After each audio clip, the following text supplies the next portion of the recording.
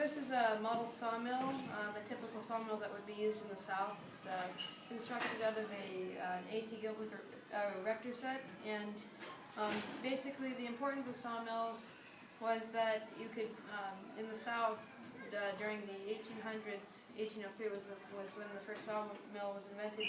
The importance was that you could process lumber and a ton of trees easily and fast to produce paper products or lumber products to construct houses and use for commercial and industrial use of it.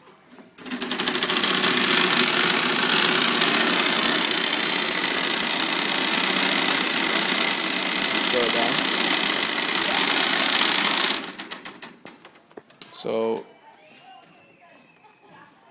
this is the manual crank, and then there's different axles, and then where does the saw get cut? Where does the wood get cut?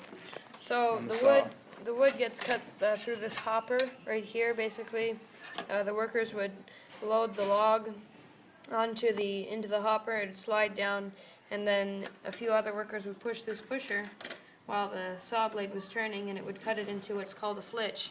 There would be two flitches in the end, and they would shoot off here, and the workers would then take them to further processing to cut them up into different sizes and specifications. So basically, here's the action. You load the log right here, and it gets pushed out and cut into two flitches and then further processed. And now I can turn it on slower speed probably.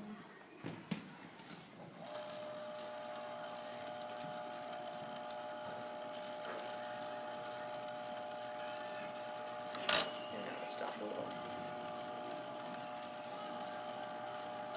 Looking good. All right, Chris. Thank you, sir. Welcome. This is awesome.